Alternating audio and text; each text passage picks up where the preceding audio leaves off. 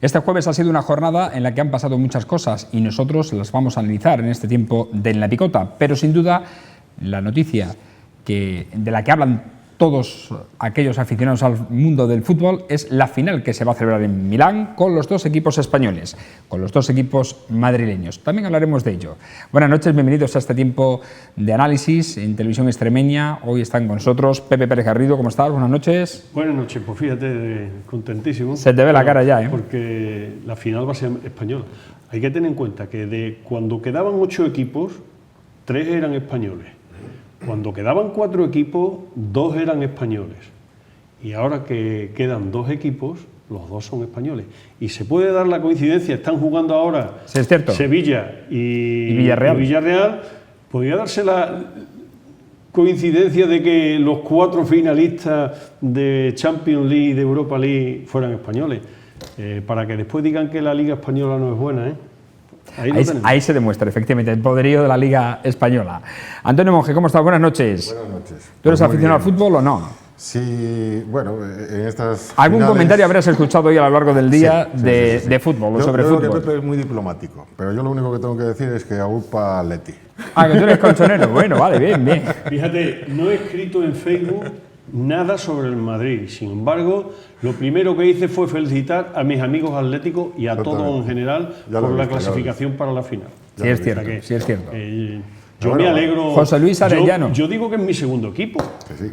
José Luis Arellano, buenas noches. Yo soy del Atleti y del Madrid, pero soy más del Madrid que del Atleti. Eso está bien. Pero también es verdad que cuando ganó el Atlético de Madrid mandé una felicitación a todos los atléticos. Así es que bendito sea Dios si el Sevilla y el Villarreal juegan también la final. Eso ya sería el colmo. A lo mejor se cumple. No sé qué os pasó hoy a los del Real Madrid, estáis muy diplomáticos los No, y mira que el partido no fue brillante, especialmente hablando en sentido futbolístico. Fue emocionante, pero no mucho más, ¿no? También... Bueno, algo así como lo del Atleti, ¿eh? Lo del Atleti, también fue, tampoco brillan mucho en fútbol, es más emoción y corazón y punto honor que juego, ¿eh? Ciertamente. Bueno, pero lo importante es eso, que hay una final española, que se demuestra por lo menos que España en deporte está conquistando muchos retos y este es uno más de ello. Parece que incluso Nadal ha vuelto de nuevo después de haber estado perdido una temporada, así que el deporte español está en la élite. Hemos tenido, por cierto, a una campeona de bádminton que por segunda vez consecutiva se proclama campeona mundial de bádminton, un deporte que, bueno, que pocos conocen, o conocemos mejor dicho, y que en disciplinas como esas pues tenemos mucho que decir, como por ejemplo que esta semana en Mérida tenemos una karateca que ha conseguido la segunda plaza en el campeonato internacional celebrado en Portugal y la tercera plaza en la medalla de bronce en un campeonato nacional. Así que ha sido recibida por el alcalde y le han dado la medalla del escudo de oro de la ciudad. Y hay más, y ya terminamos de hablar de deporte. La subcampeona mundial de Tai Chi con abanico, porque es una especialidad de defensa de abanico, vive en Mérida. Ah, también. Y sí, es profesora de la Escuela de Arte, Belén Alonso. Y nadie se ha enterado de eso, pero fíjate tú qué casualidad, también vive aquí y está entre nosotros. Pues ahí va también nuestra felicitación para esos deportistas extremeños, sean nacidos o de adopción, que conquistan títulos importantes en esas disciplinas, porque al final efectivamente se habla mucho de fútbol, pero hay otros deportes en los que somos unos auténticos crack. Bueno, vamos a entrar en materia. Hoy, aparte de esa noticia, indudablemente, que ha formado parte de la conversación de cafés en muchos sitios, se ha hablado también de la consulta que ha realizado Izquierda Unida a nivel nacional con sus bases para preguntar sobre esa confluencia electoral con Podemos. Creo que ustedes ya tienen los datos, lo vamos a repasar. Aún así, el 84,5% de los votos emitidos, que son 20.067, es decir, 16.953 han votado que sí, no el 13,1%, 2.623, y se han abstenido el 2,4%, 491. Por tanto, Izquierda Unida da el paso y dice sí a la confluencia con Podemos. Ahora Podemos será la que tendrá que preguntar también a sus bases si quiere confluir o no. Supongo que sí, porque precisamente de este pacto el más beneficiado en esta ocasión es Podemos. Y esto puede dar lugar a algo más allá, aunque van a concurrir con programas al parecer distintos, con tal, al final la candidatura va a ser única, pero van a tener cada uno su parte, ¿no? La pregunta es cómo lo van a hacer, por ejemplo, en la provincia de Badajoz, donde ahora hay un diputado por Podemos, Botejara, Amparo Botejara, que es la diputada que sacó. Si repite ese escaño, ¿quién se lo lleva? Amparo Botejara o el candidato de Izquierda Unida. Tendrán que dirimir por provincias quiénes son los cabezas de listas en esa candidatura. Y más allá, porque incluso se ha comentado que esta confluencia podría sobrepasar lo electoral y alcanzar a los ayuntamientos, de tal manera que incluso a nivel local, en Mérida, por ejemplo, se está hablando de que pudieran unir sus fuerzas estas dos formaciones en el ayuntamiento y formar un solo grupo con los dos que tienen ahora. José Luis, ¿qué te parece? Yo, de ese tema, ¿qué quieres que te diga? Yo nunca estuve cerca de las tesis comunistas y, por supuesto, el Partido de Izquierda Unida para mí no ha significado políticamente nada. Yo soy socialdemócrata. Pero no dejo de reconocer que han realizado una labor importante dentro de la política a nivel nacional en estos 30 o 35 años que llevamos de democracia. Con lo cual, ¿qué quiero decir? Pues quiero decir que a mí me da sinceramente pena, de que Izquierda Unida como partido vaya a desaparecer, que de hecho yo creo que ya ha desaparecido, porque ya ni las siglas de Izquierda Unida se mantienen y ahora no sé si se llaman Unidad Popular o algo parecido. Entonces, así concurrieron en diciembre. Claro, sí. A mí me da pena de que esto ocurra, pero bueno, si la política es así y los de Podemos han sido más habilidosos a la hora de terminar con la hegemonía de ese partido, pues bueno, pues habrá incluso que felicitarlos, fíjate tú. Y para que yo lo diga, pero bueno, así es la política. Esto plantea indudablemente ahora el debate del liderazgo por la izquierda, que se lo van a disputar Partido Socialista.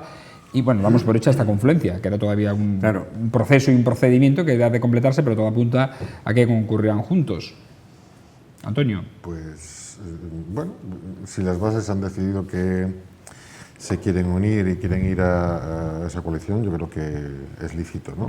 Por lo menos se ha preguntado y han decidido. Falta decir Podemos. Respecto a las cuestiones de cómo irán las listas, hombre, si se presentan juntas, supongo que presentarán una única lista.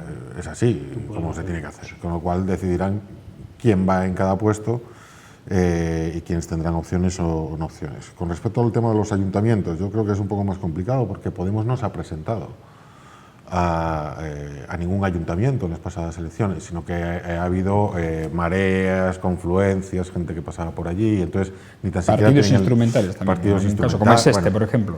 Eso, entonces no sé hasta qué punto, sobre todo porque puede haber más opiniones diferentes en esas confluencias que aglutinaba Podemos, que puedan estar a favor o no de esa unión en esta legislatura, al menos de las locales, con respecto a eso. Pero bueno, en cualquier caso también tendrán que echar cuentas, si les merece la pena, por cuestiones económicas, renunciar a dos grupos frente a tener un grupo, porque entiendo que las partidas presupuestarias serán menos y lo valorarán.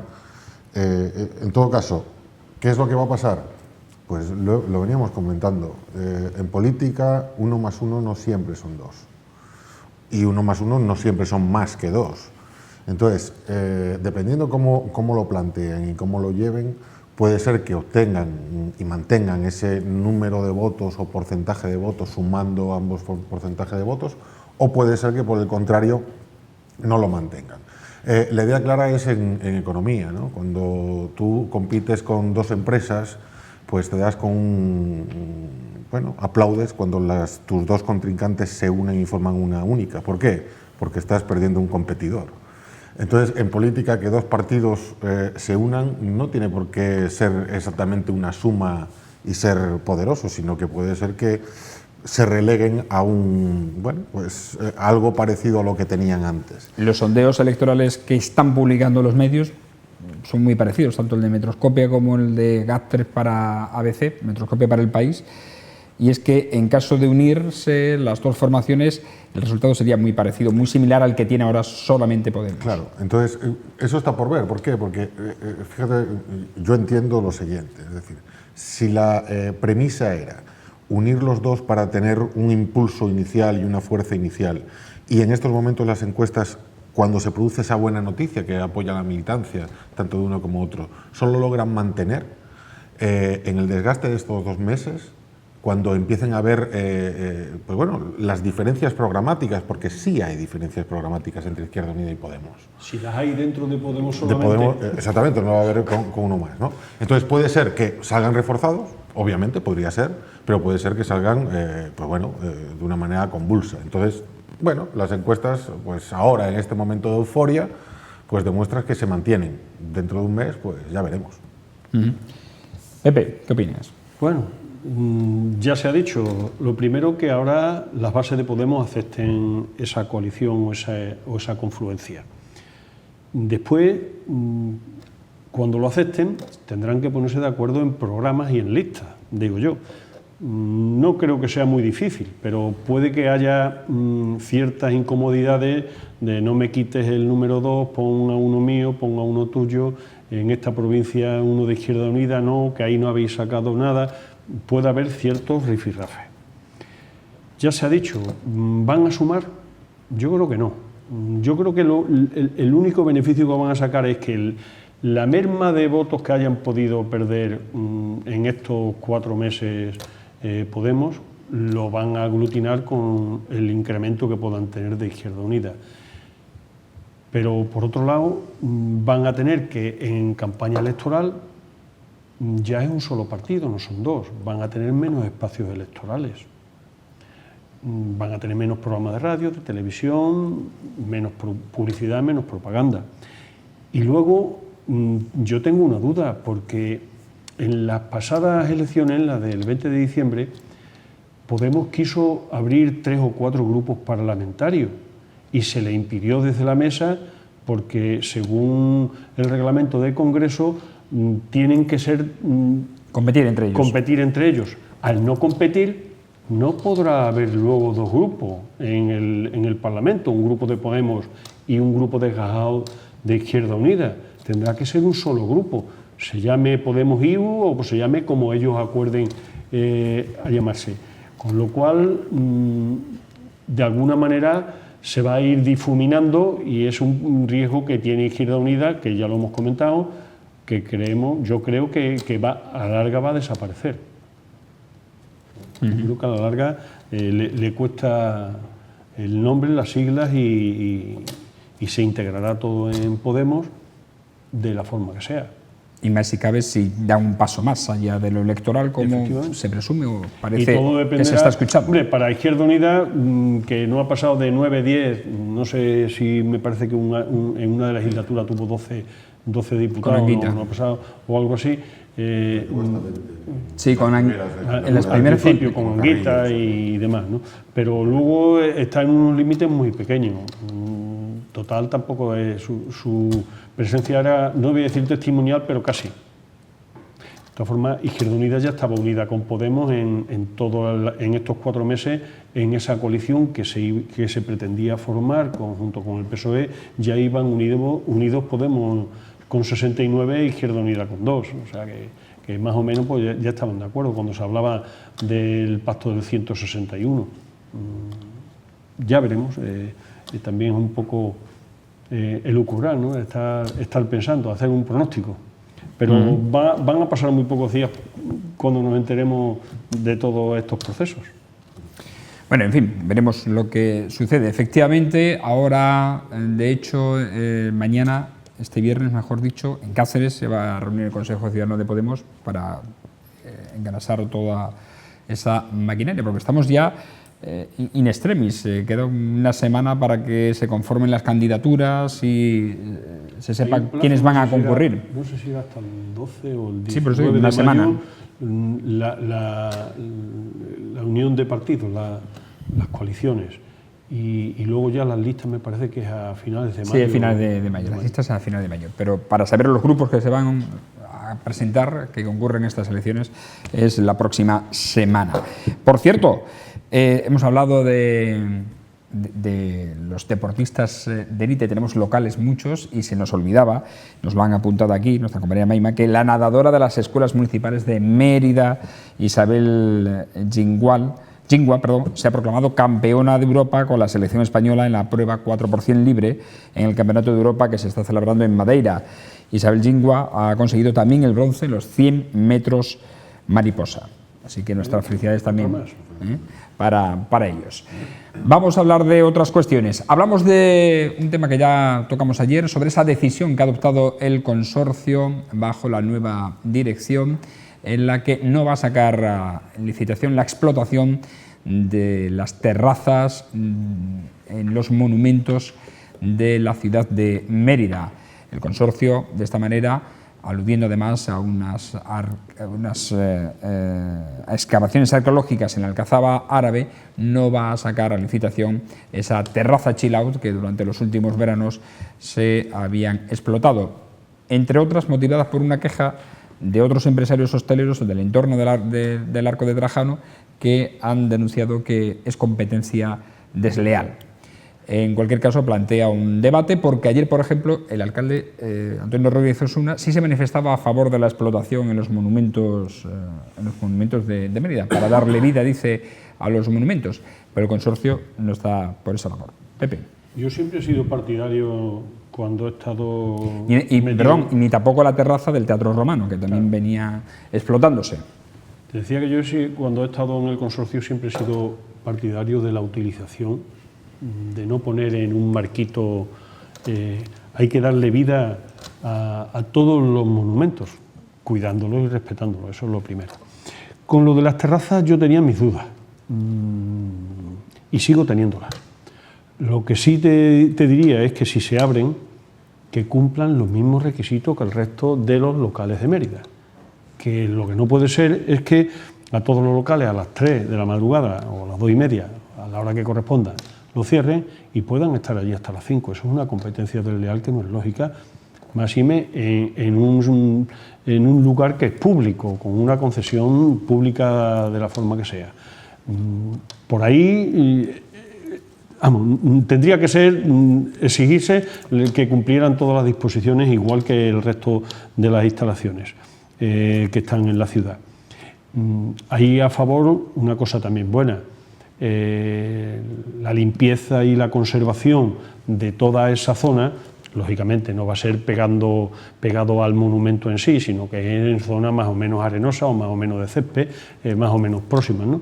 La conservación corren con ella y en ese sentido a lo mejor están más cuidadas que de la otra forma, y por lo menos el consorcio puede obtener un ahorro y un dinero que le pueda servir para financiar otros proyectos que puedan ser interesantes de excavaciones arqueológicas.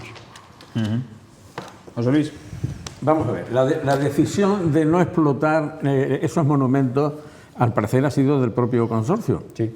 Yo estoy totalmente de acuerdo con lo que dice Antonio Rodríguez Osuna, pero no porque lo diga él y sea el alcalde, sino porque simplemente yo he pertenecido al consorcio durante 4 o 5 años y he estado perteneciendo al comité rector del mismo y conozco cuáles son las posibilidades económicas que tiene el consorcio. El consorcio en menos de 3 años le han bajado casi un 40% las subvenciones que recibía de la Junta de Extremadura. Entonces, ¿qué quiero decir con esto? Pues que si el consorcio explota 3 o 4 cafeterías dentro de los monumentos, pues hace lo propio y saca dinero que le hace falta, porque el consorcio está no solamente para verlas venir y para ver el monumento allí que esté siempre igual. El consorcio tiene la obligación de expropiar casas para sacar monumentos y sacar restos arqueológicos que se saben dónde están y no se pueden conseguir porque falta dinero. Quiero decir que el consorcio tiene que hacer lo que sea. Expropiar no. Sí, expropiar casas se puede. Eso tiene que hacer la Junta. Bueno, la Junta, pero ellos están ahí también para participar de esas expropiaciones. Por supuesto, del consorcio nunca ha habido partidas para expropiaciones. Pero porque no han tenido nunca un duro, esa es la realidad. Es para el mantenimiento. Claro. Solamente el mantenimiento. Entonces, yo estoy totalmente de acuerdo en que eso hay que explotarlo. Por supuesto que con las mismas condiciones que están el resto de los competidores de la ciudad. No tienen por qué tener ni mejores condiciones ni peores, exactamente las mismas, pero que además para el público en sí es muy agradable. Yo he estado alguna noche allí en el Alcazaba tomando allí un café, incluso se ha hecho algún pequeño espectáculo, la gente se distrae, es muy agradable estar allí. Pero pequeño y no tan pequeño, porque en las ferias se han hecho conciertos. Sí, exactamente. Entonces, no sé por qué hay que partir del no ya no sé, por sistema. Yo creo que... Lo que pasa es que aquí hay una dicotomía, ahora preguntaré a Antonio, te preguntaré porque creo que intuyo cuál va a ser tu opinión en torno a esto. Que sí es cierto, hay una cosa que, y además se la pregunté el pasado martes aquí en este programa al alcalde, y es que el consorcio ha cerrado el balance, se dio a conocer hace muy poco económico, con un superávit de 200.000 euros. Quizás ahora no precisa de esos ingresos extras, pero al mismo tiempo no le preguntaba esto al alcalde, no se lo preguntaba porque la iluminación del puente romano realmente lamentable. Hay días que está, días que no está, días que está a la mitad, días que parece que con velas se hubiera, o con antorchas se hubiera iluminado mejor que con la iluminación que el año pasado, por cierto, se puso nueva y se gastaron 120.000 euros en el ayuntamiento. Digo que esos recursos bien se pudieran utilizar, por ejemplo, para iluminar los monumentos, aunque eso ya parece que está solucionado porque el alcalde ha dicho que va a firmar un plan director con la Fundación Endesa y va a iluminar los monumentos en condiciones. A lo que voy, que a lo mejor no precisa de esos ingresos extras porque la tendencia está cambiando. Bueno, yo termino ya con el tema. Es lo siguiente. Yo hace mes y medio aproximadamente he estado en Roma y hay muchos monumentos que los están explotando con negocios de este tipo. En el mismo Coliseo hay 2 o 3 cafeterías allí mismo. Es decir, que no hay en las termas de Caracalla exactamente igual. Y si seguimos hablando, pues te podría decir muchos más sitios. La tumba de Marco Agripa, que es preciosa, pues está todo rodeado de restaurantes y de bares. Y la gente está allí y no pasa nada con ese tipo de historias. Antonio. Lo que falta es educación y ya está, y ya termino. Falta educación y que la gente colabore de otra manera. Vale. Ese es mi criterio. Lo que tengo que decir es que, lo siento, pero no estoy de acuerdo ni mucho menos. Yo la pregunta que quiero hacer es, ¿cuál es el modelo turístico o de conservación que queremos? Es decir, pensamos que por poner a 300 personas encima de un monumento, dentro y encima de un monumento como es el de la Alcazaba, vamos a conseguir más turísticamente como ciudad, con el riesgo que ello supone. Y me explico. El aforo de la Alcazaba, del ambiguo, del bar, chill out, de la Alcazaba es de 300 personas. Es un monumento que está cerrado.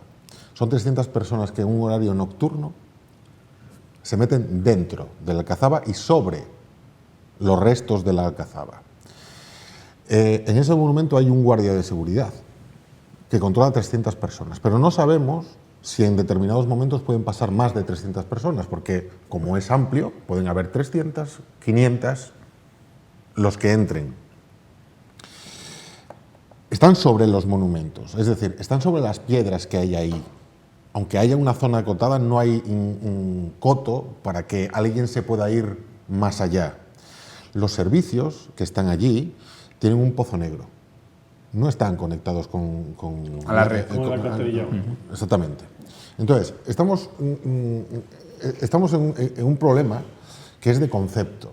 Y yo creo, ¿no? Por una parte, una parte técnica, aquello yo creo que no reúne las condiciones para tener unas instalaciones hosteleras allí dentro y además nocturnas. No se cumplen, no sé si se cumplen o no se cumplen, pero hay ciertas dudas sobre si eso es controlable, ¿no? Porque no es simplemente un bar, como decías tú, un bar acotado dentro de un monumento con sus servicios y sus instalaciones, sino es que ahí estamos hablando de una cuestión nocturna, ahí no se va a beber café y no sabemos si alguien, pues no sé, se le va en la alegría nocturna, se sube a una muralla y empieza a hacer el ganso por allí, ¿no?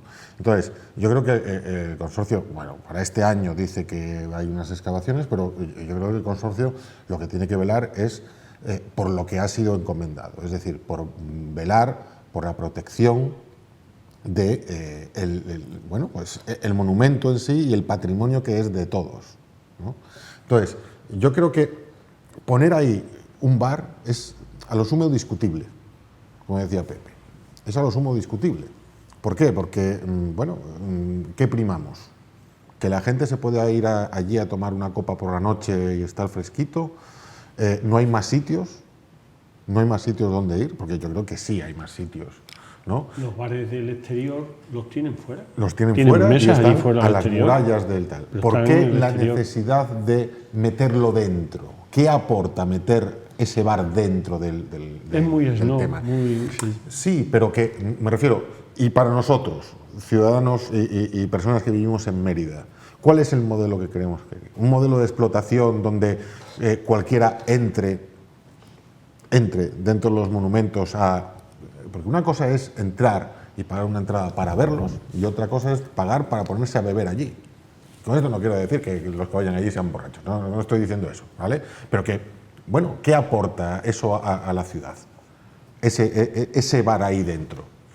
Pues, en conclusión, yo creo que es una decisión que, bueno, para próximos años tendrá que verse y revisarse. Para este año ya no ha salido, por las cuestiones que ha alegado el consorcio, pero que debemos plantearlos, ¿no? Porque Y para eso había que estudiar un pliego en condiciones, un pliego de condiciones, pero en condiciones, con una serie de premisas y de respetos y de cuidado que a lo mejor en los momentos actuales no se tiene.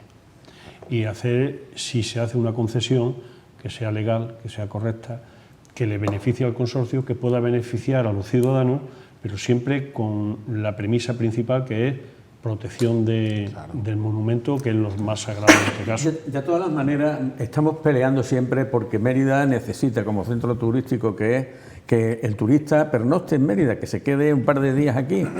Y yo puedo deciros y aseguraros que cuando yo he estado en ese lugar, tomando unas copas con mis amigos y con mi mujer, he visto muchos turistas allí, gente que se ha quedado en Mérida a dormir, no precisamente para ir allí, pero es una fórmula como otra cualquiera de retener al turista, de decirle, bueno, tienes posibilidad. ¿Tú recuerdas cuando en el foro de la calle Sagasta, San José, el que está en la esquina, el foro local, ¿no?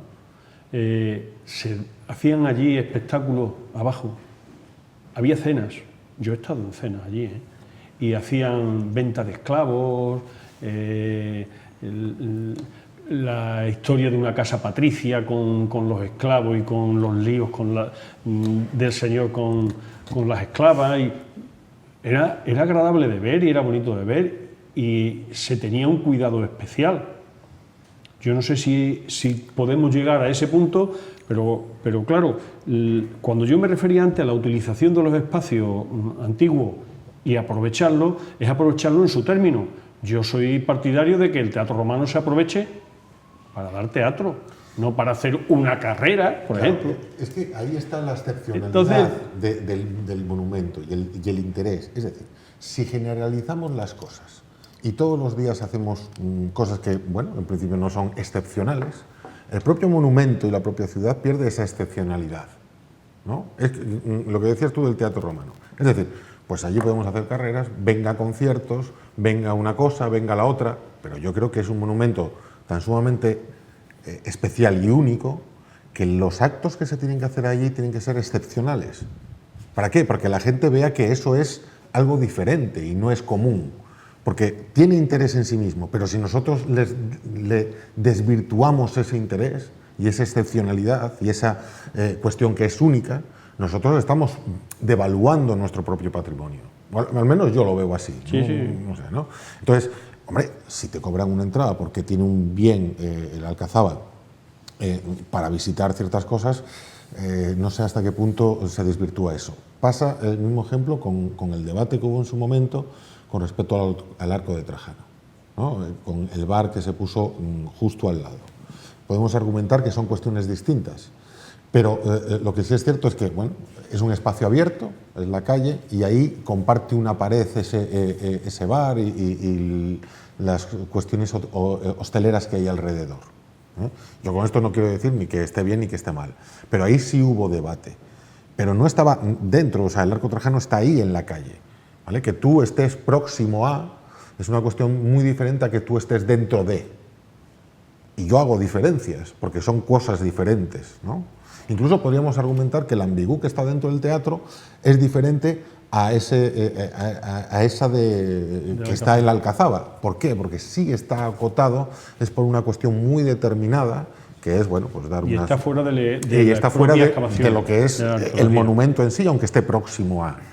¿no? Entonces, yo creo que son cosas muy distintas y que no es una cuestión, ni tan siquiera diría yo, política, es una cuestión de intereses y sobre todo yo lo centraría en una cuestión de lo que queremos ser y lo que queremos vender. Sí, es algo parecido a lo que se ha hecho en el templo de Diana, porque al Claro. final estamos pensando en el templo de Diana, sí, se han montado una serie de bares, el 13V enfrente o los dos que hay en la zona que se ha edificado perimetral, pero no están dentro del templo. Claro. Es una concepción Es que, distinta. imaginemos que ahora se nos ocurriese poner un pub en la casa que está encima del templo de Diana, pues para el turista sería, vamos, alucinante, porque dice, estoy bailando en el templo de Diana. Vamos, habría selfies, pero cada segundo. Bueno, Trending topic en Twitter. Yo pienso que ¿vale? si la gente es civilizada, si la gente es educada, si la gente hace las cosas como hay que hacerlas, pues yo creo que tampoco pasa nada. Bueno, con que- esto espero no haber dado no sé. ideas a nadie. No creo. Cada No creo uno porque ve entre las otras cosas de cosas, una manera. los hosteleros que están en alrededor del templo de Diana, hay ya uno que ha denunciado al consorcio por no cumplir las condiciones del contrato y están disgustados porque no está cumpliéndose las expectativas de negocio en torno a eso. Así que no creo que se vaya a poner eso como dices. Pero bueno, en el Teatro Romano sí que había una terraza dentro, no en el mismo teatro, pero sí dentro del recinto. Vale, pero Pero alejada de en lo el que Está acceso. alejada, sí, está alejada, está en el Está acceso, alejada y sí. están los accesos. Entonces son cuestiones que parecen iguales, pero no son iguales, hay mucho matiz ahí. Claro, también es cierto que si llegamos a ser tan puristas, en las representaciones teatrales, en el peristilo, se hace un catering en cada inauguración, en cada estreno de cada obra. O sea, si llegamos a ser tan puristas, tampoco se podría hacer eso, ¿no? El peristilo servía para esas cosas, ¿no? En Antes sí, aquella ¿no? época, ¿no? Era una zona de paso hacia la escena y era una zona en la que... Si es que el estaban peristilo los- está precisamente para eso, Para hacer ese tipo Pero al de final actos. esto se reduce a ver, ¿dónde está la línea divisoria?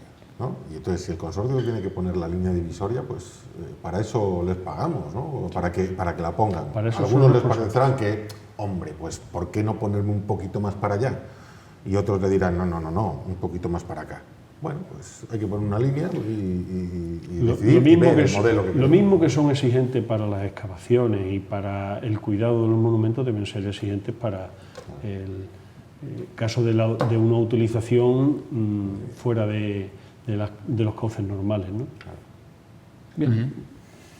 Bueno, Ya en nos fin, enteraremos qué pasa. lo cierto es que sí es verdad que la nueva dirección del consorcio ha dado un giro de 180 grados respecto a algunos temas. Este es uno de ellos y otro, por ejemplo, el tema de las recreaciones que se venían realizando de Mérida Lúdica, que el consorcio se ha desentendido de él y lo va a asumir directamente el Ayuntamiento de Mérida junto a las asociaciones. Evidentemente el consorcio va a colaborar desde el mismo momento que tiene que ceder la apertura de esos monumentos para esta recreación, que por cierto será en el mes de junio.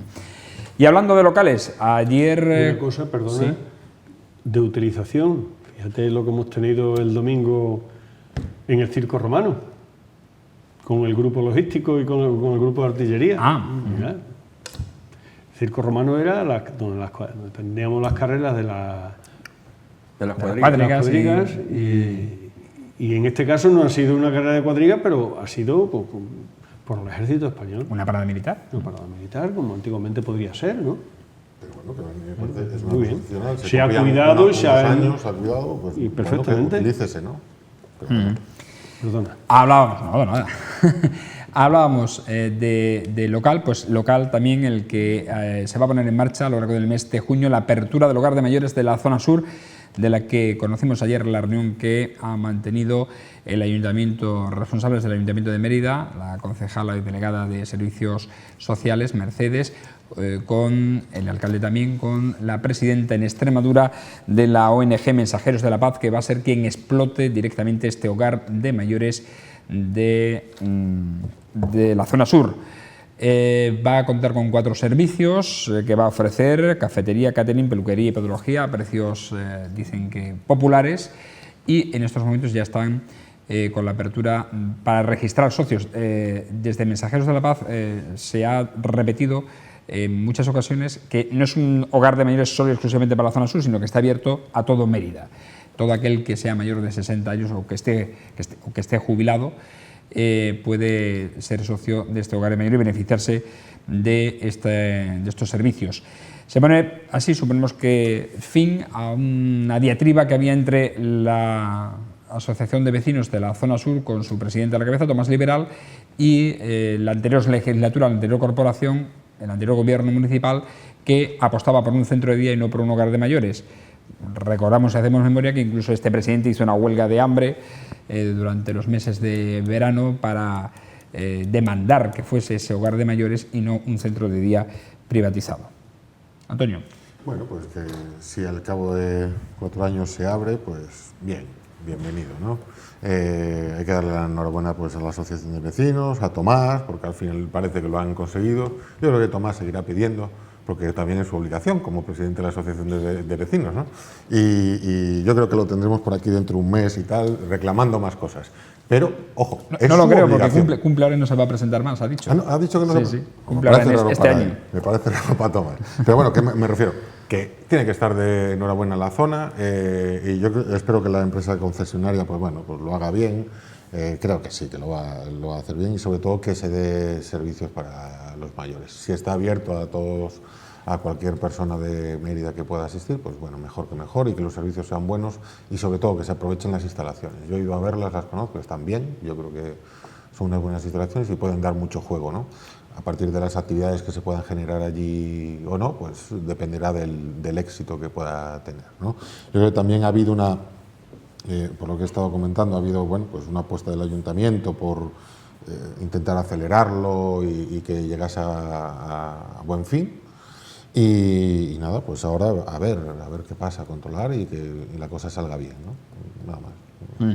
Mensajeros de la Paz, por cierto, que es una ONG que tiene experiencia en explotación de este tipo de recursos y de otros, evidentemente, sobre todo para indigentes, ¿no?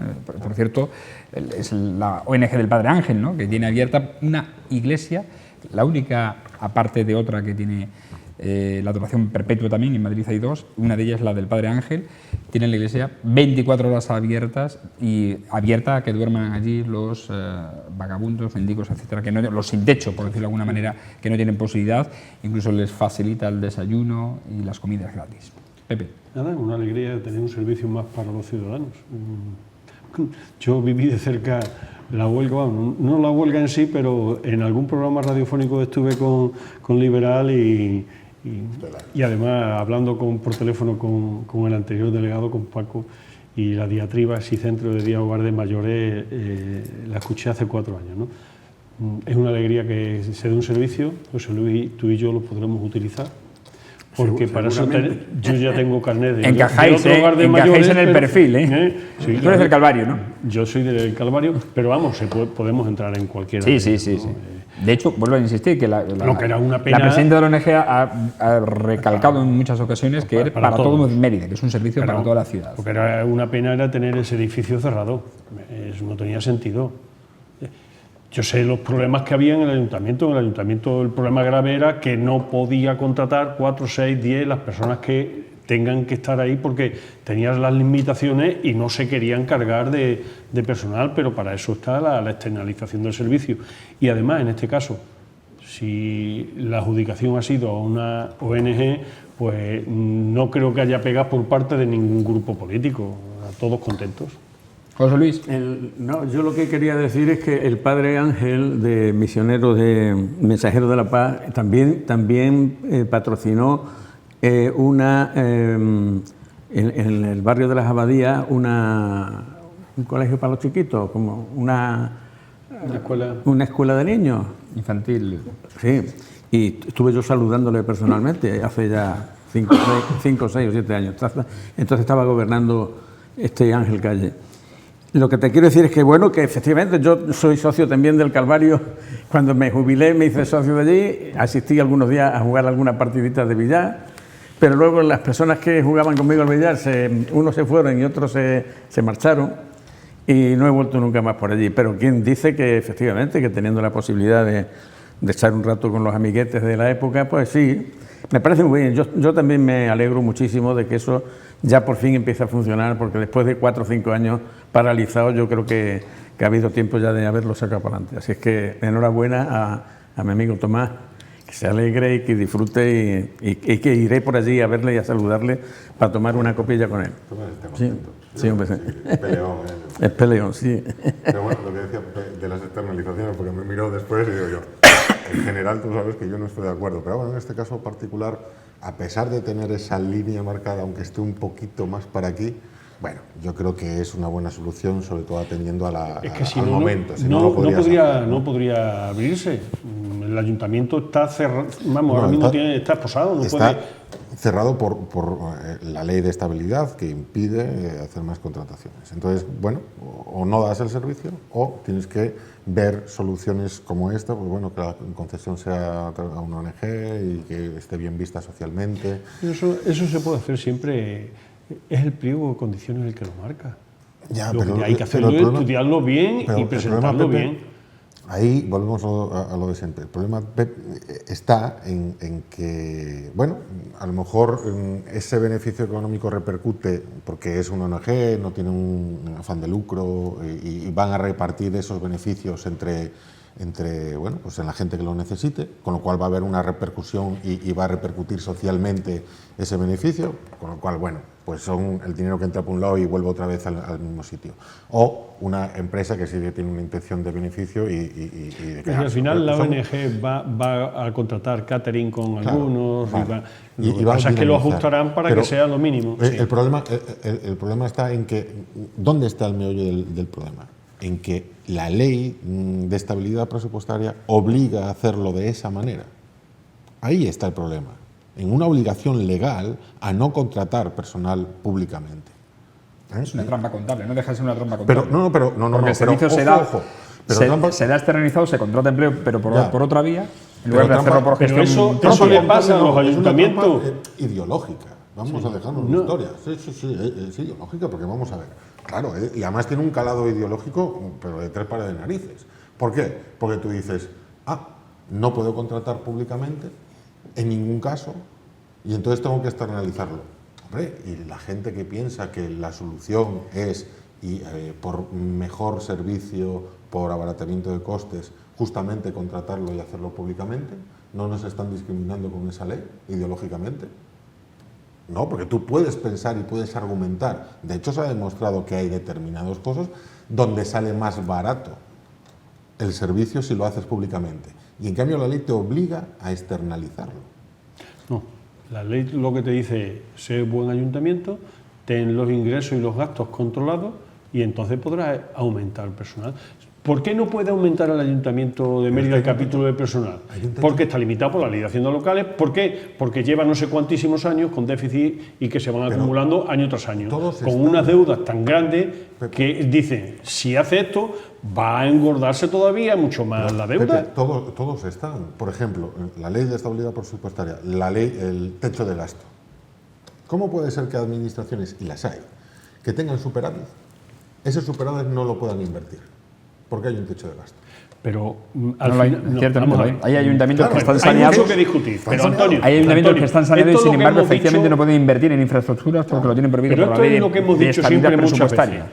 Las famosas 3 listas. ¿Tú las conoces? No. ¿Qué servicios hay que dar a los ciudadanos? ¿Quién los da? ¿Y quién los cobra?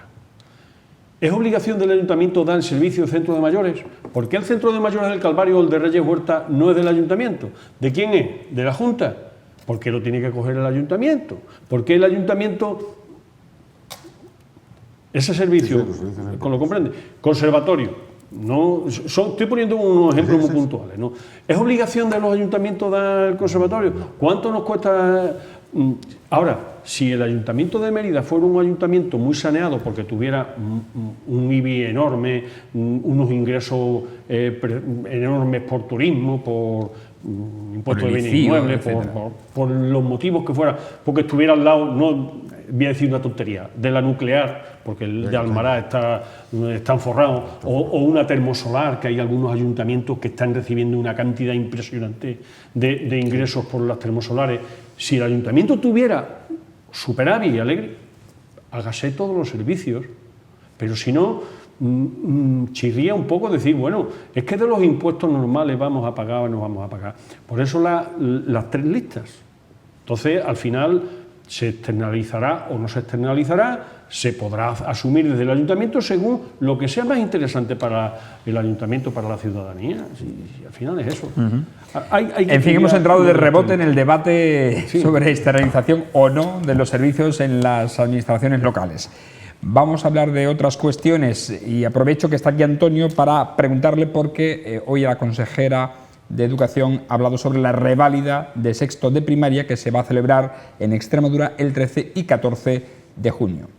Sí, pues al principio, yo por lo que sigo, la Consejería de Educación, yo al pertenecer al Ministerio, no estoy en el día a día de las consejerías de las comunidades autónomas, pero sí que inicialmente, pues declaraban que no se iba a hacer, pero la ley obliga. Es la ley, es obligatorio, con lo cual, tú te puedes, puedes hacer un pataleo, pero sabiendo que tienes que cumplir. Y con respecto a la reválida, perdón, no se puede llamar reválida. El anterior ministro de Educación nos dijo que nada de reválida, sino prueba externa. Bueno, la reválida de sexto. De primaria. De sexto de primaria, que era como antes, me decía mi madre, esto es como antes, es sexto y reválida y cuarto reválida y sexto sexto reválida. reválida. Bueno, pues bueno. Sí, lo que pasa no es que ahora les cae antes. Claro, porque ahora sexto no de es. primaria puede Equivaldría- ser, mi nieto con 7 está en segundo, es con 11, 12 años. Sí, claro. Es muy pronto. Nosotros la pasábamos con 14 años. Yo la pasé con 14 Claro, la de cuarto claro, y con 14. 16 la de sexto. Pues la reválida, hombre, los niños, también mi niña que está ahora en tercero va a hacer la de tercero, el 16-17 de primaria. mayo. Sí, tercero también hay. Claro. También una rivalidad. Bueno, no se llama reválida, es una prueba externa. Es que fijaros, ahora son tercero y sexto de primaria, 2 exámenes Como externos. profesional, ¿qué sentido tiene hacer estas pruebas? Es un debate complicado. Teóricamente es una A mí me prueba de suena evaluación. a cierta desconfianza en el sistema. No, es una prueba de evaluación. Es decir, si entendemos las pruebas externas para saber, hacerlas para conocer la salud del sistema, tiene sentido. ¿Por qué? Porque tú vas viendo cuál es el progreso tanto del alumnado como del equipo y del centro. Y, dependiendo de que el proceso y la evaluación sea positiva, negativa, haya crecimiento o haya decrecimiento, imponer las medidas correctoras necesarias, ¿no? En ese sentido, una prueba de evaluación externa tiene sentido, igual que tienen las pruebas de auditoría de las empresas. Es una prueba de ver la salud de las empresas. ¿Cuál es el problema? Que esto es España. Ese es el problema. Una prueba externa, tal y como la están entendiendo los docentes, tal y como están entendiendo las familias, es una prueba de a ver qué nota saca mi niño. Y lo que es peor, a ver qué nota saca el centro. Y claro, aquí empezamos a mezclar cosas. Porque si un centro tiene un 8, dices tú, bueno, pues yo mi niño quiero que vaya a ese centro. Pero si tiene un 4, mi niño no quiero que bajo ningún concepto vaya a ese centro. Y a lo mejor la calidad educativa de un centro de 4 es infinitamente superior a la de uno de 8. Y por una cuestión de progresión. Es decir, un centro que esté en una zona conflictiva puede tener una progresión en las diferentes evaluaciones muy altas, mientras que otro que esté en una zona privilegiada tenga una evaluación constante. Plana. Entonces, desde el punto de vista de evaluación, no ha mejorado ni empeorado el bueno. Y fijaros, estoy ya diciendo el bueno. ¿Y por qué es el bueno? Porque a lo mejor no es mejor que el otro, porque los profesionales están trabajando mucho mejor en el que saca peor nota. Claro, cuando metemos y mezclamos eso para la evaluación tanto del profesor como para la evaluación tanto de los niños, estamos distorsionando el sistema. Porque nosotros lo estamos pensando y lo estamos interpretando de una manera diferente al que originariamente se pensó. Y esto ocurre, ¿no? Además de que hay otra perversión, que es la de que tú vas a preparar, tú como profesor, si te va tu carrera profesional en ello, tú vas a preparar a los niños para el examen y no tanto para aprender. se pone en duda la evaluación continua, por tanto. Y vuelvo a insistir, se pone en duda el sistema. El modelo es el porque, mismo. y más en educación, en centros públicos, porque todavía si se lo tuvieras que hacer obligatoriamente a privados, para ver si cumplen o no con los requisitos de nivel, bueno, sería hasta discutible. Pero en un centro público estás poniendo en duda Claro. el sistema. Pero sería una situación igual, o sea, habría que multiplicar por 4 la selectividad. Es como la selectividad, pero 4 veces a lo largo de la historia de la carrera de los niños. Sí, que sería el tercero y sexto de primaria. Claro. En Ahí secundaria. no es finalista, o sea, me refiero, ahí, bueno, son pruebas diagnósticas simplemente informativas, pero que se apuntan en el expediente. Se apuntan, cuentan en el No, se expediente. apuntan. Bueno, no se apuntan, no son públicas, pero se apuntan. Eso se va a saber cuando pasen al instituto, eso se va a Luego saber. la otra es en secundaria, ¿no? Al final de secundaria. Después, en cuarto, es muy complicado, la de cuarto es peligrosísima. La ¿Por de qué? cuarto de eso. Porque no te dan el título de secundaria. Ah, esa ya sí Si la es- suspendes, puedes haber aprobado primero, segundo, tercero y cuarto de eso, pero si la suspendes, no tienes el título de la ESO. ¿Y eso por qué es complicado? Porque no podrías pasar a bachillerato. Claro. Y la de bachillerato, Eso pasaba antes con la de sexto. Claro. La revalida de cuarto, si no aprobabas, no pasabas a quinto. Y la de revalida de sexto, no, hasta que no aprobabas, no no, pasabas bachillerato, a FP, etcétera, etcétera, etcétera. Con lo cual es un corte. Pero van a ser muy pocos los casos de que, habiendo aprobado bien primero, segundo, tercero y cuarto de la ESO, en la reválida, me imagino que tendrán en cuenta también las calificaciones, lo mismo que en Sí, pero hay selectividad. que ser Comparemos un como 60-40 o, Sí, o algo, ¿no? O sea, que les va a afectar a muy pocos casos. Pero entonces, volvemos otra vez al principio. ¿Es un examen de nivel o es un examen de evaluación del sistema? No, es un examen de conocimientos del niño. ¿Vale? Entonces, ¿qué pasa? Que entra en contradicción con el propio planteamiento de la LOMCE, ¿no? ¿Por qué? Porque ahí no se está evaluando al niño, sino que es unas pruebas externas para evaluar el sistema. Ja, Es muy pero al complicado. final la nota De hecho, es la del tenemos que niño. hablar un Sí, Claro, sí, es porque merece la complicado, pena. Porque claro, el problema viene por haber sesgado como antes se hacía. Te quedaban 3 y pasabas de curso, no había ningún problema. Pero la LOMCE, ahora, ojo, eso ahora es una... no te lo permite, ¿no? Sí. ¿Cómo que no? Sí, También sí, lo lo sigue sigue permitiendo, permitiendo, claro que pues sí. vaya con la A LOMCE. ver, es que ¿es lógico o no es lógico? El mito este de la LOMCE de que, venga, aquí pasan todos de curso alegremente, eso es mentira. O sea, no es así, ¿eh? Te pueden quedar 3, siempre y cuando en la última reforma no fuesen matemáticas y lengua, ¿vale? Y podrías promocionar de curso, tendrías que recuperarla después, pero ahora en la LOMCE es igual, ¿eh? Es igual, tú puedes pasar de curso. Bueno, señores, nos tenemos que ir. La verdad que es un debate interesante este que se plantea en torno a la educación. 2 apuntes. Uno, las listas electorales, las listas de las personas, de los electores, se pueden ver del 9 al 16 de mayo en el Ayuntamiento de Mérida. El censo. El censo electoral, efectivamente. Para todos aquellos que quieran tal. Y la otra es preguntaros si tenéis algún billete de 500 euros, porque se van a dejar de fabricar.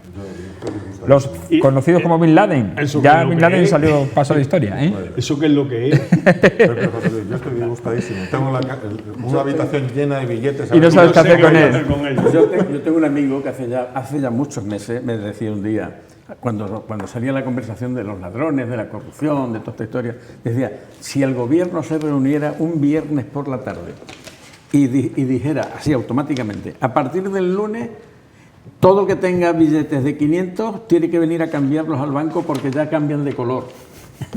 Yo te aseguro a ti que salían todos los billetes de 500, pero rápidamente, porque el que se quedara con ellos ya sabe que no los podía cambiar. Fijaros que en el año 2002, cuando se puso en circulación el euro, los billetes de 500 euros se imprimieron 60,6 millones, que representaban el 13,6 del valor total de la divisa europea. En esta fecha, en marzo del 2016, hay, fijaros, de 60,2 millones, 60,6, 594 millones de billetes impresos, que suponen el 27,8 del volumen total de euros en circulación, solo por debajo del billete de 50 euros, que supone el 30% de esta moneda en circulación. A ver dónde están. O sea, que es la segunda moneda más impresa y la que nadie ve. La escondida. La escondida. La que te predispone Gracias a Pepe Pérez Garrido, gracias a José Luis Arellano y gracias a Antonio Monge. Y a ustedes agradecerles, como siempre, su atención. Recuerden que estamos también en las redes sociales, donde pueden estar informados de todo lo que sucede en el día a día, a través de nuestra página de Facebook, Televisión Extremeña. Recuerden, estamos muy cerquita ya, nos quedan 3 o 4 para llegar a los 8.500 seguidores en Twitter y en YouTube, donde pueden ver este programa y otros también de esta cadena. Hasta mañana.